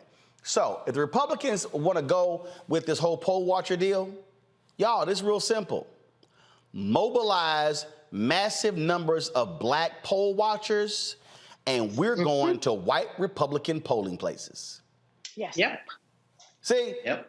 See, everybody listening, it's one thing to complain, but it's like, oh, so that's how y'all want to roll? Remember when Fox News freaked out when a couple of Black Panthers were at a polling location? Yeah. If y'all really want to go back, let's go back to the Black Panther Party of Lowndes County. Because that's actually how the Black Panther Party was created. It was a political party in Alabama. How about we say, fine, we gon' put together a group of 500 to 1,000 black poll watchers, and we're going to the whitest Republican polling locations, and we're going to stay in there with our cameras. We're going to be watching and listening. Oh, they're going to change that law real quick. See, but as long as we are complaining about something and then not turning that thing around and then going at them, they're going to keep playing these games. And so I did also, the last point, all y'all who keep sitting out elections, you make this possible. When you do not vote, you make this possible. Now, I know there's somebody who's listening right now and they're saying, well, yeah, Roland, but the Republicans are gerrymandering. Those are state rep, state Senate, congressional seats. A U.S. Senate race can't be gerrymandered because it's statewide. A governor's race can't be gerrymandered because it's statewide. Now, yes, they can sit here and make these changes when it comes to voting to impact turnout, but if we win statewide, we control levers of power. And that's what people need to begin to understand. Going to a break, we come back. We're here from Reverend Frederick Haynes III, the new president, Rainbow Push Coalition. We also talk black folks in skin cancer. Yeah, you black, you walking your ass in that sun, you better put on some damn lotion, put on some sunblock, because we can get skin cancer. You're watching Roland Martin Unfiltered on the Black Star Network. On a next A Balanced Life with Dr. Jackie, we're talking all things mental health and how helping others can help you. We all have moments where we have struggles, and on this week's show, our guests demonstrate how helping others can also help you. Why you should never stop giving and serving others on a next A Balanced Life here on Black Star Network. Next on The Black Table with me, Greg Carr. We featured the brand new work of Professor Angie Porter, which, simply put, is a revolutionary reframing of the African experience in this country. It's the one legal article everyone, and I mean everyone, should read. Professor Porter and Dr. Valeethia Watkins, our legal roundtable team, join us to explore the paper that I guarantee is going to prompt a major aha moment in our culture. You crystallize it by saying, who are we to other people? Who are African people to others? Governance is our thing. Who are we to each other?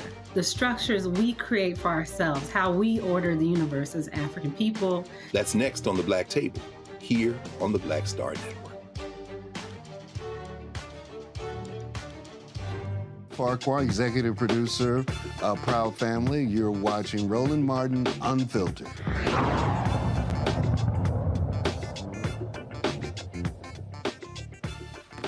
All right, folks, earlier you heard yesterday's speech from Pastor Frederick Haynes III, the new, of course, leader of Rainbow Push Coalition. I caught up with him after he did that, and here is our Q&A. Fred, how you doing? A5. Yes, sir. Big day for you. Huge day again. Reverend Jesse Jackson means so much to so many. And again, even though we're in Chicago, his impact is global. I will say this, in light of who's, holding the microphone, he received the baton from an alpha man. And so it's real interesting that he's passing the baton to an alpha man. So I'll give him credit for that. Well, he's always throwing his sign up when he sees me. He tells me, put that gang sign down. I was like, see, there you go again. There you go again. Right. One of the things that I talked to Jonathan about, and we don't see this a lot when it comes to black churches, black organizations, HBCUs, proper transitions. Yeah, and there is no success really without succession, and we haven't quite learned that as a people. And when you think about the fact that in the civil rights movement, there was never a real succession plan, let alone succession. And so what he's doing is quite unique because he's wired to do this work, always, and yet he has the wisdom to know he has to pivot. And so I salute him for that wisdom. I'll be counting on his wisdom and guidance going forward. But my thing is, when we do it like this, we get to stand on their shoulders as opposed to trying to fill their footsteps, because we can't do that. How did this come about? How long was it? When did y'all first have the conversation and that led to this? Roland, he approached me in 2019 at the NAACP convention, ironically, and said that he wanted me to, succeed him. And so I said, Rev, okay, let's have some conversations. And he wasn't ready. I don't know if I was ready. And so as time has gone by, I guess it was in April, he picked up the phone and said, I need you to come on, let's do it now. And so I said, okay. And that's when he brought the board chairs together. And so we've been going back and forth, negotiating, communicating since April. Now, one of the things that you're going to remain as senior pastor of Friendship West Baptist Church, and someone actually asked me that question, and what I said to them, I said, Rainbow Push has always been, look, Operation Basket operated here in Chicago. I said, now you have the opportunity to have now a second front, if you will, being there in the Southwest, being in the South. And you know the story of Breadbasket, and that same motto that was basically church-led is something that is needed even today, because again, as Reverend Jackson keeps saying, this next fight is about access to capital. It's about civil rights. And so who has the most gathering of people on Sundays, of course, is the black church collecting offering. And yet the question now is, will we move from, okay, pressing for civil rights, collecting offerings, to pressing for civil rights? And, the whole piece around economic injustice that Rainbow Push has been about has got to continue, and we've got to step that game up. So as far as I'm concerned, bringing it to Dallas and the South, because that's where the fight is right now. The fight is in the South. Texas especially, Florida. We see what's going on in those places. I just got word about West Helena, Arkansas, and the fact that, the governor is sending water to them, but will not use that $1 billion surplus to fix the infrastructure. That's economic exploitation. We don't want charity, as he said, we want parity. And so his wisdom still works. And as far as I'm concerned, we're going to try to do all we can to carry that forward. And not only that, when you talk about building, one of the things that when you look at NAACP, some 2,000 chapters, you got your National Urban League branches as well. You've had Rainbow Push affiliates, and so in terms of how are you looking at examining the whole infrastructure to determine what moves forward? Is it chapter driven in terms of what are you looking at? Right, and so that's what we'll be discussing with the board, with the affiliates going forward. What is going to work in this time? I haven't really had a chance to examine all of that yet. I'm just really coming on board. So that is definitely up for discussion because we want to know what works in the 21st century. You also have, obviously, when you look at when I'm meeting with leadership, you hear this phrase, legacy civil rights organizations. But for some reason, Rainbow Push wasn't included in that umbrella, which makes no sense to me. Right. And so, but then you have your younger groups. You got Repairs of the Breach. You've got Until Freedom, Black Voters Matter, not necessarily welcome into that fold.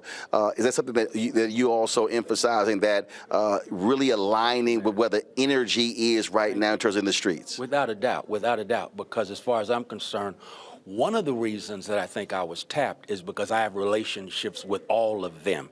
And so for me, it's very important that we not only prepare to pass the baton, but that we operate in coalition. If we're going to really be about coalition building, and right now with the attacks we're facing from the courts, from the right, the extreme right, not to mention the so-called, Christian nationalists.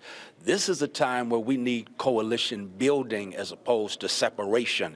And that's what I'm going to be about, reaching out to especially our younger generation, because let's keep it real. Civil rights movement was a youth-led movement.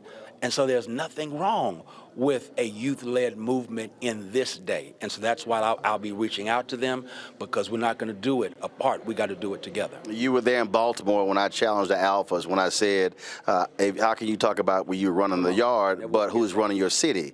Right. And so the power of the D9, I've been constantly challenging them that it doesn't make sense having numbers, but not just them, Links, Eastern Star, Prince Hall, Mason. You've got all these black organizations, but many of them are internal and they're not necessarily external. Yeah, and Roland, I've literally stolen that. And I give you credit a few times, but I've stolen that. Anytime I speak to an Alpha chapter, Deltas, anyone, I use that, because we all brag about when we were on the yard, we ran the yard. Okay, you grown now. What are you doing as grown folk? Are you running your city? Are you running your county? Are you running your state? Because don't brag about running it back then if you ain't trying to run stuff right now. And that's the kind of leadership that we've got to have right now. I got to give the AKs some salute, because they established a credit union during this meeting. And so I salute them. That's the kind of stuff that runs stuff when you get to be grown. And so since we grown, we got to act grown, and we got to run it in our city, county, because that's what happened in 2008. We celebrating Barack Obama, and they went to planning while we were partying, and they went local. Or the phrase I say, we stay at the inauguration parade, they left. They left and planned on us, and they went local, because all politics is local. And so that's why, as we're thinking how we're going to do push, Rainbow Push, we have to have a national voice, but we got to be organized locally. Well, one of the things that I would absolutely suggest within the first 90 days is doing a black media roundtable, where calling on them and challenging those black radio show hosts that we just can't be laughing in the morning. We got to be also talking about public policy and social action. Yeah, laughing and liberating. I mean, we've got to, play the music. Okay, go ahead, get your ratings up. But at the same time, this is an audience you have that counts on you, not just to be entertained, but to be enlightened.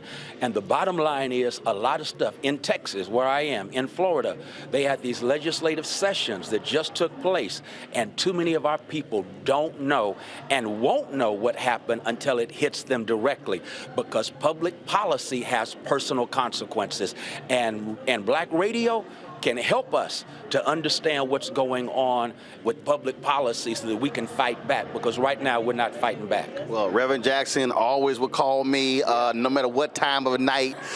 It does not matter. With suggestion and saying, when I come on and talk about it, I was like, all right, okay, Rev, no problem. And so you know exactly how I feel, the same thing. Yes, our show always welcomes whatever you got, you let us know. I'll be right there, and I want to thank you, because you have been consistent, not only about giving us a voice, but also challenging us to raise our voices. And so I appreciate that about you, because we have in you what Frederick Douglass and those first founders of our news media, what they intended. We can't have other folks speaking for us. We've done that too long. Now we got to speak for ourselves, and you help us do that. Thank you very much. Appreciate it. Let's get it. All right, Frat. Appreciate it. Yes, sir. I won't call you that late, but I'm sure call you. Trust me, he called me anytime. It don't even matter. Morning, night, whatever. Running ideas by. You know I know. You know I know. What you talking about? Because you did hit me by midnight the other night. Don't I really did. I really did. All right, Brad. Appreciate it. Yes, sir. Yes, sir. Thank you. Appreciate it. Makongo, the point there that Pastor Haynes made, and in fact, when he spoke, gave me a shout out. He talked about black media before his speech yesterday. And this is something that I keep explaining over and over and over to black organizations. You could keep hoping and praying the New York Times and ABC and CNN is going to show up, but they're going to show up on big stuff. Yep. Yesterday, local media was there yesterday. You had cameras there. We live streamed it, but here's the deal. I didn't see MSNBC there. I didn't see CNN there. ABC, NBC, Fox News, we know they're not going to be there. But also, I didn't see any of the black media as well. I keep saying to people, if we do not have a robust black-owned media covering our stuff, then we do not have the ability to communicate to the masses. And that's one of the things you distinguish also is a difference between black-owned media and black-targeted media. And too many people see a black host on a network, on a show somewhere, and they feel like that is their black source for information. And they feel like, well, if I need to get real information, I'm going to get it here. No, this is the Black Star Network. And it was started for this particular, point. And you've always talked about the fact that you don't want to be the only one. You want to see more out there. People say, oh, Roland's just about himself. You've always talked about we need more of it. You're always talking about the federal government advertising budgets and how we're always getting the smallest percentage. Where are people going to get this information? Black and Missing every single night, talking about what's going on in our community. The section on melanoma that's coming later. If people don't realize now that we can't depend on these other media sources that have black faces but not black ownership, maybe some areas of leadership but not ownership, you're never going to be able to get the full story. And you're never going to be able to get it in a way that directly impacts our community. And so as Reverend Carr says, on the advertisement you have, you got to bring your eyeballs home, and you got to bring your dollars home. You got to bring your money home. Like you said, those silver rights. If we don't do this, if we don't talk about this beyond these 1 or 2 minute stories that we're going to see on these other networks, if they're going to cover these stories at all, and these 2-question interviews that they do with these people, whereas with a Black Star Network, you can go have a 5-minute interview that ends up going a half hour because we run it. If you're not going to get it with that program, you are going to continually be misled, or at the very least misinformed, or depending on the networks that you watch, disinformed. And you're going to end up being a problem for our community as opposed to the solution. Got to get with the program. See, Julian, the thing that a lot of people really do not understand, but how Reverend Jackson got the profile he did is because of John H. Johnson. Yeah, absolutely. When Reverend Jackson moved from South Carolina to Chicago, he had a letter in hand from the governor, I think it was from the governor of South Carolina, and it was basically introductory, for jobs. Well, Mayor Richard Daley, who ran the city, said, he could work as a toll booth operator. John H. Johnson put him to work selling subscriptions of Ebony and Jet.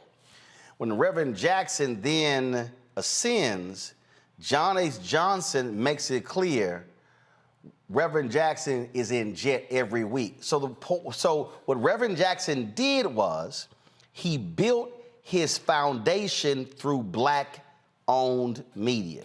He was in Jet every week. I remember going, I don't give a damn what Reverend Jackson was doing. He was somewhere in America. He was in Jet magazine every week. When I ran the Chicago Defender, it was funny because I saw it up close. So before I moved there, if you see Reverend on television and stuff, and you seeing him speaking, and you seeing him rhyming with his lines and stuff, Let me tell you what he would do, Julian. I'll be at my desk, the Chicago Defender. I'm not working on a story dealing with Rainbow Push or Reverend Jackson. He would just call me up and start talking about all sort of stuff, bouncing statements off of me. What do you think? What do you think? And then I'll be like, all right, Reverend, that sounds great. And then like a day later, I hear that in some speech. So basically, he was testing out lines and theories just by calling. And invariably what would happen is by him just picking the phone up and calling, he would say something that would turn into a story in the paper. He did this with daily papers. He did it with networks as well. He's always understood the role that media plays, but the one thing that he has never, ever neglected, Reverend Jackson has never, ever ignored Black-owned media. That was always first on his list.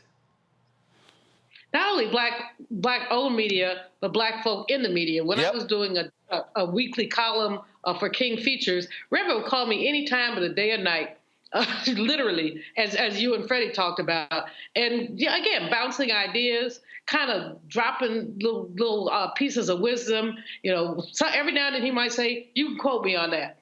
I will never forget, this is pre all the electronic media we have now. He decided that we should stop doing Black and do African American. And so he called me up, I was somewhere, and he said, well, I want to send you something. He sent me 19 pages to the Eastern Airlines, see, that's how long ago it was, Eastern Airlines Club, at $3 a page, so $57, to explain why we needed to embrace African American as opposed to just the term Black. It was hilarious. And then he called and said, did you get it? I'm like, Reverend, yeah, $60 later, I got it. But he picked up the phone and called columnists, anchors, anybody, because he is an idea machine. I remember doing a story for the Black MBA magazine and writing this piece. And I mean, in the hour that we talked, he dropped ideas about glasses. He was talking about prescription drugs. He was talking about economic justice and banking. It was like literally all over the place. How do you turn that into a piece? And I think the title of the piece ended up was Idea Machine, because that's what he is. He is not leaving Rainbow. What he's doing is, if you will, reinventing himself or being the senior statesperson that we so desperately need in these times. And it's really, like you said, he is a master of media. He's done it all, radio, TV, writing, all of that. And he understands it in ways that very few people do. And so, Roland, if you had got those midnight calls, there's a whole bunch of us who used to get those calls. And frankly, we were privileged to get them. Last point here before we go to a break and go to our Fit, Live, Win segment. For people who are watching, again, it's getting people to understand you cannot have any movement. First of all, you cannot build a movement. You cannot create movement unless you build resonance. And so you do that by first and foremost seeding the ground. Why does Ben Crump come to me first or insist to his legal team when y'all are booking Good Morning America, y'all also book Roland Martin? Because what he understands is that there are going to be a whole bunch of cases that Good Morning America is going to pass on. And so if you ignore Black-owned media and you always go to white-owned media, I'm going to tell you what I'm going to do. I'm going to say, don't call my ass. And I've told some people that directly. You keep calling them, and then you only call me like a side piece. Nah, that ain't gonna happen. Oh, I've told some people that. And if we're talking about how do we again, I gotta remind folk, before the New York Times was calling Dr. King, he had a column in Ebony. He was a classmate of Lerone Bennett. He understood. And again, for folk who don't understand why it's important to have conscious Black folk, when we all see that photo, y'all find a photo of Bernice King on the lap of Coretta Scott King at the funeral of Dr. King. That won Moneta Sleet the Pulitzer Prize. He became the first African American ever to win a Pulitzer Prize for photography. How did he get that photo? He wasn't supposed to be there. The white media had Jim Crow policies at the funeral of Dr. King. The white media said no black people are allowed in the press pool. Lerone Bennett and Simeon Booker went to Coretta Scott King and said they are not allowing Ebony and Jet in the press pool. Coretta Scott King said, if Ebony and Jet is not in the press pool, there will be no press pool covering my husband's funeral. That's how he got in. That's how it was won. So that's what happens when black folks say, we're black-owned media. They get to be on the front row. And that's, again, what people need. Yeah, go ahead. That's, again, what people need to understand why that won the Pulitzer Prize, because she said, if Ebony and Jet not in the press pool, ain't going to be a press pool. And so that's why it's important for civil rights groups and others to always respect black-owned media and include us on the front end, not just when they get in trouble. Randy, go ahead. Oh, I'm sorry. Absolutely. I mean, and you know, if we would pay attention to how much people are fighting against us being aware and knowledgeable, particularly of what's happening with us, within us, then if we paid attention to that, we would realize how important it is. And we are only getting this information, honestly, right now, Roland, mainly from you. We are getting the information so we know to act. So we are educated about what we should care about. And so it's absolutely vital right now. I mean, you are creating us a world that is more woke, and we need to be woke as much people don't want us to be. They'd like us to be asleep, not paying attention, and not creating any sort of change.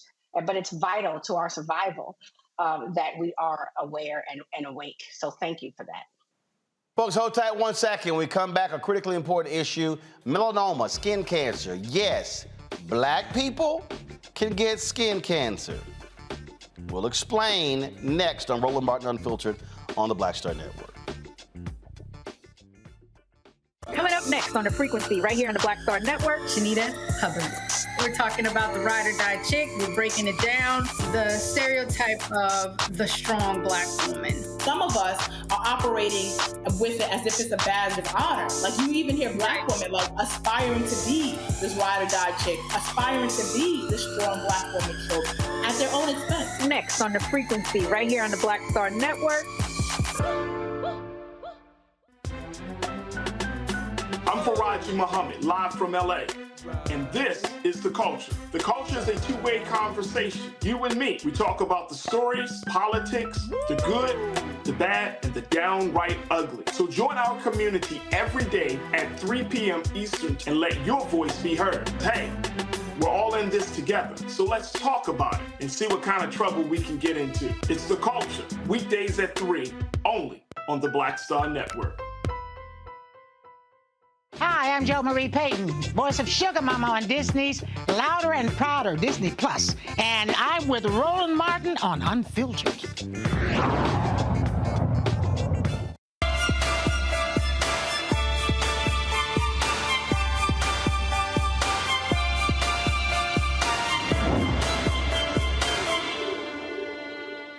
All right, folks, skin cancer is real. Now, what often happens is when we hear these stories about melanoma, we often think that largely affects white folks. Nope, black people can be affected by skin cancer as well. You've seen it. We go to the beach, we on a golf course, if we go, yeah, all right, well, we good. I ain't got to put on no sunscreen. Yes, you do. because we can be impacted as well. And so it's important for us to understand the realities of melanoma and how it also impacts us more than a lot of other people. We talked here from the Journal of the American Academy of Dermatology. Black men are 26% more likely to die from melanoma than white men. Nearly 50% of black men in the study were first diagnosed after the disease advanced to the late stages. Very similar when you talk about breast cancer. Joining us right now is family medicine specialist, Dr. Michael Bookhart, joining me from Jackson, Mississippi. Doc, glad to have you here. Again, what this sounds like is like everything else, okay? We get it less than somebody else, yet when we get it, because we find out late, more of us die and we die faster. That's right. Absolutely. And I appreciate you having me on, Brother Roland. And that's very interesting. I reviewed some of the articles on this and from the American Academy of Dermatology. And like you said, there was a study done with 200,000 people, and they found that the 5-year survival rate in men with melanoma, the 5-year survival rate was highest for white men at around 75% compared to black men, with a survival rate of 52%. And then American Indian, Alaskan, Asian, and Hispanics were somewhere in between in the 60s. And that's a very notable difference, because most people, Roland, most people would think, well, because I have an extra amount of melanin, then I can't get skin cancer. But that is one of the biggest misnomers in our community that we have. And we talk about how to protect ourselves.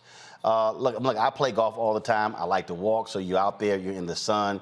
And I can tell you, it's rare when I play with brothers, they're putting on sunscreen. Absolutely, yes. And that's a great point that you brought out.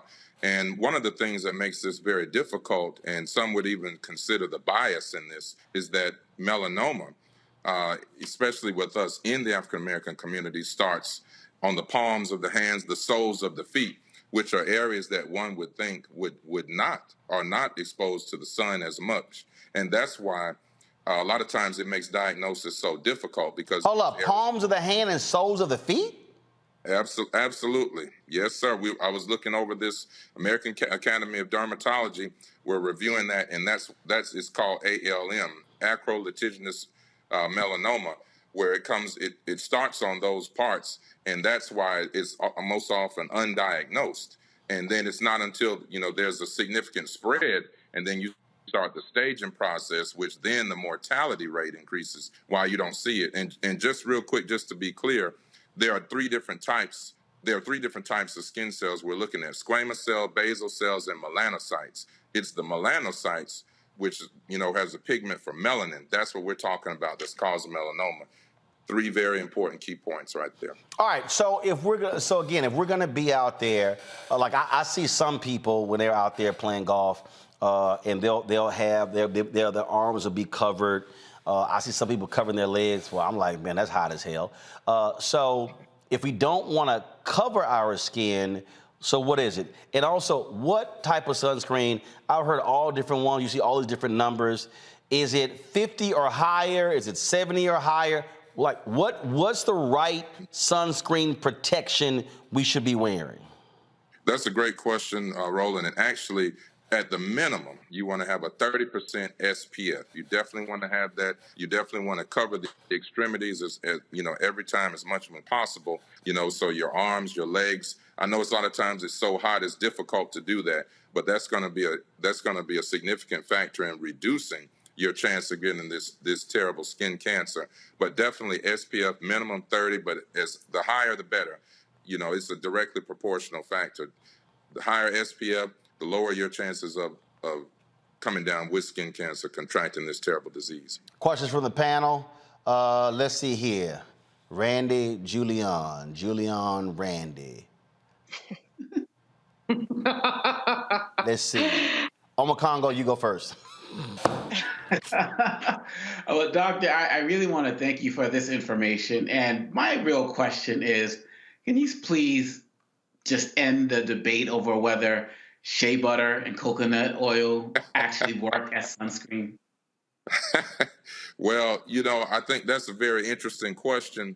It's like I said, it's really about the SPF in the product. So if you happen to have a product that is a shea butter or a shea moisture, those kind of things that's contained in the sunscreen, then hey, by all means have at it. But if you're just sitting around and slapping some cocoa butter on your face, that ain't gonna cut it.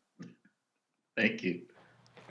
Julian, go ahead, Doc. Well, I just really wanted to point out, Roland, just very briefly, that in the diagnosis of this, and especially since COVID, and this is from my personal experience as a hospitalist, caring for people full-time in the hospital and also opening my own clinic now in Jackson, Mississippi, that of course, because of the lower socioeconomic status and all those things that we're very familiar with, and especially in men are a lot less likely to go. And everybody that I've treated in Jackson and my entire career in medicine, there's two things. There's two reasons why men go to the doctor. One, because their mother or their wife is forcing them, and two, because they have a problem with their penis. That's the only reason why men go to the doctor.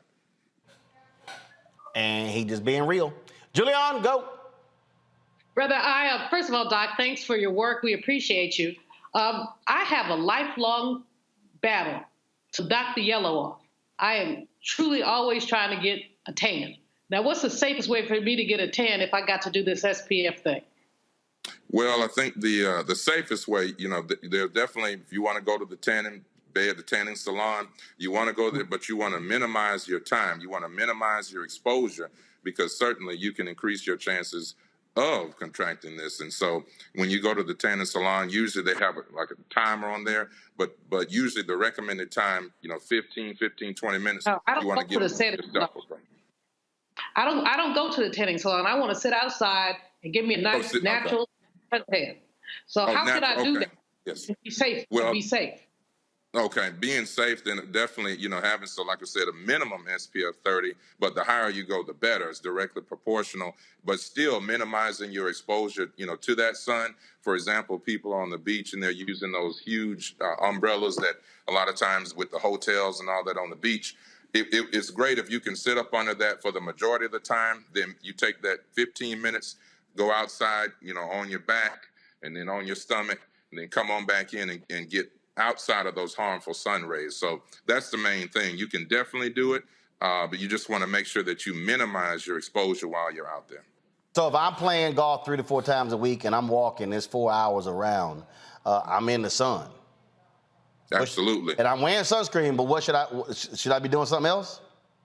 Well, so if you're out there for 4 hours, Roland, well then, like you said, you got your highest SPF, you're out there having a good time. You just want to be mindful to make sure to take what I like to call shade breaks, whether you're getting under the golf cart, you get sitting up on the golf cart, taking a water, a Gatorade break, or standing up under one of those big oak trees, and just making sure you're mindful that you're not out in continuous direct sunlight. You can still do all the things you love to do, play all the rounds of golf, 18 holes, everything, but just making sure to not stand out there, because like you said, that's one of the biggest things, one of the myths. You say, well, we're African-American, darker pigmented people. I don't have to worry about it. I can just stand out here, have fun with my buddies and play golf. You just really want to be mindful, because as we're discussing, we definitely get it too, and our survival rate is lower and our mortality rate is higher.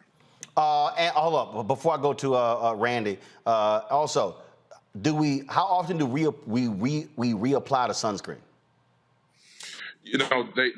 So in some of the research that I was doing, they were recommending every 45 to 60 minutes, but they said based on the temperature, based on what you're doing, it could be more or less. So I guess there's not really a hard set rule on that, but I would say just to give you a straight answer, you're playing 4 hours of golf. Hey, every hour, every 60 minutes, you're making sure that you're definitely taking a 10-minute break, reapplying every hour if you can do that. Got it, Randy. Doctor, thank you for this information. I found it fascinating that it shows up on the palms of our hands and feet. What should we be looking for? I mean, I would think it would be helpful for us to early detection. So what would I see? Well, so sometimes you'll see like a darkened area, and that's the thing with melanoma. Most people look at it, they think about like a little, black circle. But the main thing is, we don't want people to get alarmed. A lot of people have, they'll mistake skin tags and moles and all that kind of thing. It's not about, okay, every little thing, oh my, do I have skin cancer? So this is usually like a macular type of thing. It's a flat, not really like a raised or jagged. It's a small area, usually circular or oval, but then the problem is, and the thing that you want to be most cautious about when you see the change in the edges, they talk about the edges where sometimes there's like a dimpling or they'll look more rough, and that's some of the hallmark features about melanoma, which differentiates it from squamous cell skin cancer, which you see 75-80% of the time in Caucasians, where you'll see a lot of time on their forehead, ears, nose, those areas that we see all the time, and they're constantly getting those areas addressed and going to the dermatologist. The melanoma is darker, it'll be more circular, ovoid, and then you'll look at those edges when they start to change. And lastly, the studies also showed, American Academy of Dermatology also again, and American Journal of Medicine, that at 18 years old, when you go for your annual exam, you need to also be doing an annual skin exam, making sure that the physician or nurse practitioner or physician assistant is also doing a thorough evaluation of your skin. All right, so last question. So if folks are on the beach, if they're on, black folks running around, being on yachts and stuff along those lines, how much time are they out there? Are they because you just said, what, 30? Because I'm telling you, I know some people, they go to the beach and, Lord, they laying out there for 4, 6, 8 hours. That would drive my ass insane. just sitting there, I couldn't do all that. So what is it? Well, like I said, I think optimally, Roland, if we're just at the optimum, if you're sitting out there like the young lady was saying before, like she likes to go out and tan and be on the beach, if you could do this, recommending on every hour on the hour. But like you said, I know that that's not realistic, but at the very least, every 2 hours, because especially you can feel, depending on what type of sunscreen, whether it's lotion, more of a cream, the consistency of it, you'll see it dissipate or, dry, and it's going away on the skin. When you see that, some of them, like I say, you just got to read the label. If it's gone away or it's dry, that doesn't mean it's gone. You're still getting protection. But then there are some that are more, I guess, moist, if you will. And so you just have to be mindful of that. It's hard to do. And like you said, most people won't do that every hour on the hour. But that if a person is able to do that, that would be an excellent way of preventing this disease. All right, then. All right. Well, look, we appreciate Dr. Bookhart. Thanks so much for the advice. Thank you, sir. Appreciate you having me. Folks, that is it for us. Let me thank Randy. Let me thank Omakongo. Let me thank Julian. Randy, before we go, we ain't got no Keke Palmer type videos from the Usher show, do we? I tried, but no Keke action. Okay, but I'm sorry, you tried. I tried. I'm not gonna lie. Usher is somebody, you go to that show, you trust me, you want him to give you some Keke action, but no. All right, because y'all know when I saw Randy's Instagram all dressed up going to the show, I sent her ass a text. And I was like, behave yourself, Randy. Don't go viral. Listen, if I had been Keke, y'all wouldn't see me here right now. I'd be over there in Vegas. Oh, Lord. Oh, let's get out of here. I'm just kidding. Uh-huh. Yeah, right. It's a good show. Oh, no, I heard, absolutely. All right, Randy, Omakongo, Julian, we appreciate it. Thanks a lot. Folks, we'll see y'all tomorrow on Roland Martin Unfiltered. Don't forget, do us a favor, download the Black Star Network app, Apple phone, Android phone, Apple TV, Android TV, Roku, Amazon Fire TV, Xbox One, Samsung Smart TV. Your donations make it possible for us to do what we do. Our goal is to get 20,000 fans contributing on average $50 a year. That's $4.19 a month, 13 cents a day. You can assist us in what we're doing. If we get folks to give that, we'll raise $1 million. That is crucial for us to be able to do the work that's necessary. So please send your check and money orders to P.O. Box 57196, Washington, D.C. 20037-0196. Cash App, $RM Unfiltered, PayPal, R Martin Unfiltered, Venmo is RM Unfiltered, Zelle, Roland at RolandSMartin.com, Roland at RolandMartinUnfiltered.com. Don't forget, you can watch our 24-hour, 7-day-a-week live streaming channel on Amazon News. Simply go to Amazon Fire TV, click Amazon News. You can check us out. You can also say, Alexa, play news from Black Star Network. We also now are on the Plex Network as well. And so all you got to do is search for Black Star Network. It's under Live TV. Go to News and Opinion, and you can watch us there as well. And don't forget, support us by purchasing my book, White Fear, How the Browning of America is Making White Folks Lose Their Minds. Available by Ben Bella Books, Amazon, Barnes & Noble, IndieBound, Bookshop, Chapters, Books A Million, Target, Audible. Also, double check if listen to me, only buy the book from these sources, okay? There's somebody who's using my book cover. I think his name is Taylor Dyer. I had somebody send me an email, and he's put together some crap, and it is not my book. But the problem is he's using my book cover, and so it's on eBay, Barnes & Noble. Ben Bella Books is trying to get it taken down. So again, if you're buying my book, White Fear, How the Browning of America is Making White Folks Lose Their Minds, make sure it says you see the cover, but also by Roland Martin. And so this is where you should buy it from. Again, if you go to Barnes & Noble, it will say Taylor Dyer. That person is a fraud. And we're trying to get that book removed from all of these book locations as we speak. So be very careful when buying the book. All right, folks, that's it. I'll see you guys tomorrow on the show. Holla! Folks, Black Star Network is here. Hold no punches. I'm real revolutionary right now. Support this man, Black Media. He makes sure that our stories are told.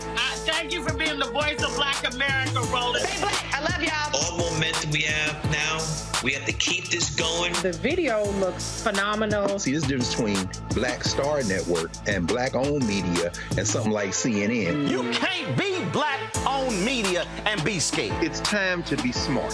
Bring your eyeballs home. You dig? Pull up a chair. Take your seat at the Black Table with me, Dr. Greg Carr, here on the Black Star Network. Every week, we'll take a deeper dive into the world we're living in.